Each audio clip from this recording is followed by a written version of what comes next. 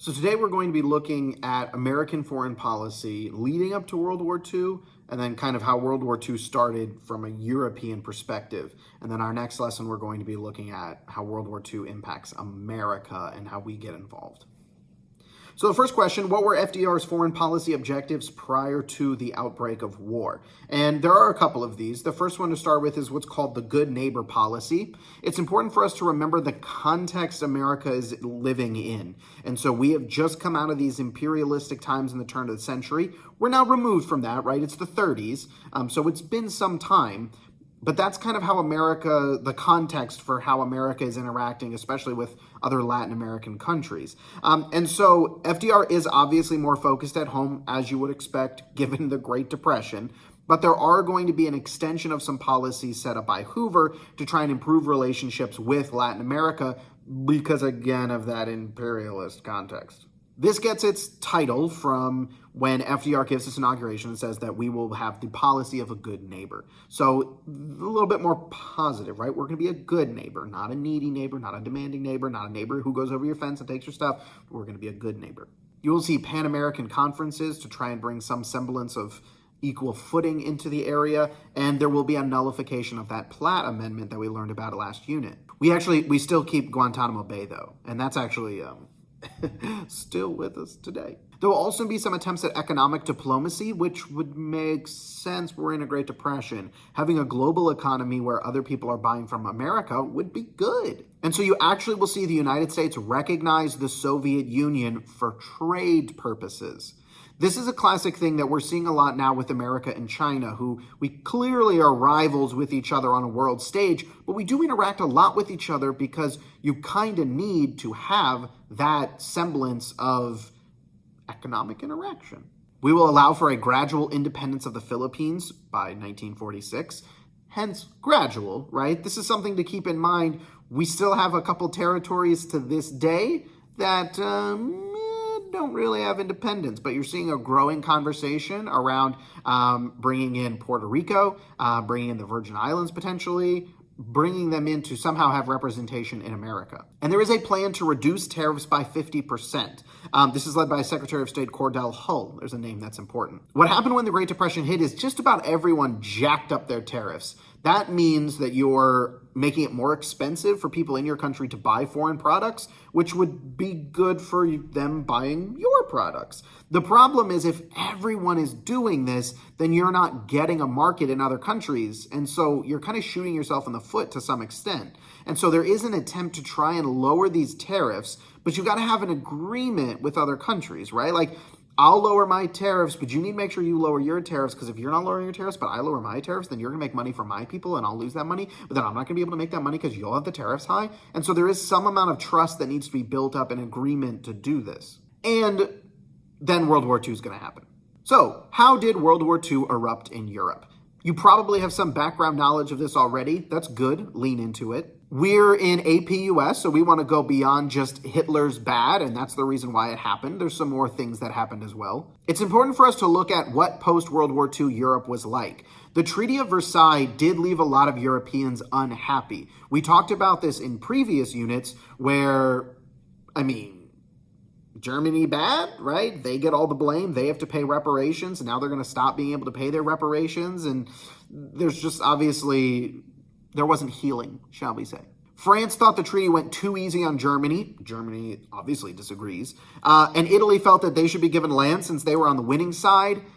No one really cared. Italy's got a complicated history through the world wars. Feel free to Google that. They're interesting, shall we say. Now, the German government was the Weimar Republic, and it was very weak. Shout out to that assignment where you looked at my paper on the Weimar Republic. Feel free to read that for a lot more information on what the Weimar Republic was like. But it's not great. Germany is not doing well. The German people are upset that they had to accept the blame for the war and they have to pay reparations. The German economy is trash. The money is essentially worthless. Things are not going well. There is a Great Depression, you could argue, going on at that time, and there really isn't a clear established government power that seems to be fixing things. And then in 1929, the stock market will crash, And the Dawes Plan is no longer relevant. America is going to withdraw from helping Germany make those reparation payments.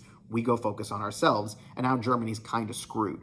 And this is where we'll introduce Adolf Hitler. You are going to see a lot of angst in Europe at this time about this push and pull between communism, socialism, and really fascism, but basically pro-communism, anti-communism. And usually it does go more to the fascist end of things. It's important for us to keep this in mind because this is going to lay the groundwork for the eventual Cold War. Communist parties are running on a platform of, I'm going to feed you bread, right? You will eat. We want to look out for the poorest people, the people who are being hurt the most. They stand to gain the most from our plans. And that has an appeal, as you would expect, if things were terrible. And so you are going to see clashes, sometimes very violent clashes, between these kind of two forces. Without getting too far into Germany's political system, it's complicated, but Hitler is going to join a small political party called the National Socialists. This is the Nazi party. They are not socialists. They are more on the right side of things. They are not communist, but they got that socialist name in there to kind of bring some people out to vote. So basically the way Germany's political structure works is you vote for parties, and then however many seats that party gets, they then fill that with people that they choose. So you're voting for a party. Ultimately, Hitler is going to become chancellor in 1933. There will be a flexing of using emergency powers to then make himself a dictator, and eventually you will get a totalitarian state in Germany led by Adolf Hitler and the Nazi Party. And he's going to begin to secretly build up the German military, which was something that was restricted. They were not allowed to do through or under the Treaty of Versailles. And there's a lot of questions that are always asked. Why would Germany go along with Hitler? Why would he rise to power? And all sorts of questions. And what I want us to keep in mind, because it's very easy to look back in history and denigrate regular, everyday German people for, you should have seen all these things coming and that sort of thing. And it's important to keep in mind the context and what the Nazi Party was advertising, right? Actual intentions aside, what is the things they're saying? So Hitler's rise to power is based heavily on the whole context of that post-Versailles Treaty, that reality of Germany being looked down upon by the world and being in horrible economic crises. And in 1933, there are going to be 6 million people unemployed. No one is going to loan Germany money because America backs out. Things are not going well for other countries as well. And the Weimar government cannot do anything to help the unemployed. So you have an ineffective government. You are the laughingstock of, the world, really. And you feel upset at how you were treated during World War I, which, kind of technically, if you look at it, not directly your fault, right? Like caused by others. You certainly didn't help things, but you just ended up losing and then you got stuck with the blame. And so there's some anger around that. And Hitler's elected on a promise to give the German people bread and jobs. And this is where I want to kind of point out some things. So when we're looking at FDR running in the 30s, he's running against Hoover, who is ineffective and not able to do the job that is laid out in front of him. You have Hitler running, right, because it's the party, on a premise of, I'm going to do something to help you, the people. It would make sense why people would follow that message. You will see the unemployment rate go down over time. So there is some amount of success in this. People see tangible results. Hitler is going to use a similar kind of policy platform to kind of support the economy that America is going to do during the Great Depression. And it's going to be using government spending to try and boost the economy. So you can see the chart here, and it all is kind of hinged on government spending. So government spending is going to go to rearmament. We are going to be spending to purchase and make, right, guns, weapons, soldiers, the whole 9 yards. And that money is going into the economy. That means people are working, and those people then have money from working, and they're going out and buying stuff. They're going to go to the grocery store. They're going to do whatever. That supports those things. And so you have some semblance of that money trickling out from rearmament. There is an increase in the size of the army, by 5, right? So you go from 100,000 to 500,000. And those are more people working and getting paid. They can buy stuff and they can boost other aspects of the economy. There's going to be a focus on building motorways, infrastructure, like we talked about in the New Deal. That is construction jobs, which get people working, and then they have money and they can go buy stuff and support the economy. They're going to focus on making petrol out of coal, on this push for national self-sufficiency. So you're bringing some of that energy production in-house. That's work. That boosts people, more productivity, more money into the economy. And with more employment, people get paid more, so you can have more spending in general. Like we said in the economy, there's more demand for stuff, which means industry is going to increase. There's more jobs, more pay, then you can tax and go back into government spending. That is how you can bootstrap an economy. That is something that we see in all of the recessions and depressions that we will do. That's a way to be effective economically. And so people are seeing, hey, this Nazi party seems to be getting the job done. Now, it's important to keep in mind there is a huge amount of history and context around the rise of the Nazi party. And there are plenty of people who in the moment were like, nah, I think this is bad. And there were definitely warning signs of what was going to come leading up to this. And there were absolutely people who heard all that and ignored it and pushed for way more crazy fanaticism and things like that. We'll leave that to European history, and you can focus on that in other courses. But my point is, there is a, how can we get out of a depression that we're in? And it focuses on that deficit spending, similar to how America is going to try and get out of the Great Depression. This rise of fascism is not new to Germany. In fact, Hitler's not the only example. Here are some good examples of this rise of totalitarian states. You're going to see Mussolini, Franco, Stalin, and Hideki Tojo in Italy, Spain, Soviet Union, and Japan, respectively. National Socialist for Mussolini. One of the things about Mussolini is going to be he got the trains running on time. And there is a clear willingness among people, and I'm not going to make any other comments about America besides the economy. There is a clear understanding or a desire by people in general that they are willing to support radical positions or things they don't agree with if it helps the economy. And we see that heavily in World War II, and we arguably see that in other places as well. Franco in Spain is going to have this civil war that is going to be a showdown that actually we'll get to see a lot of the technology advances that'll make World War II so different from World War I. That'll show up in the civil war in Spain. So we're not done with them, but he's part of the fascist party. Stalin, of course, communist in the Soviet Union, and Hideki Tojo is under imperial rule in Japan. Let's talk about a term called appeasement. So what does appeasement mean? I'll give you a second to think about that. So appeasement is when, in order to pacify someone, you give them something that they want. I guess the easiest example is you're a little child, you're in the line at the grocery store and you see a candy bar and you're like, I want a candy bar, Mom. And your mom's like, no, you can't have that. And you start pitching a fit. No, that's not fair. You never get me anything. Whatever. And your mom's like, okay, fine. I'll get you the candy bar, but you need to stop. And you go, okay, appeasement. Now we look at that and we go, that's not a good method. That kid's going to learn that if they put up enough of a fit, they can get whatever they want. And yeah, but it's important to keep in mind the context of Europe at this point, because Europe is going to follow a policy of appeasement with the Nazis and with Adolf Hitler. And looking back on it in history, we're like, that's so dumb. Why would you do that? But Europe has a long-standing history of appeasement working.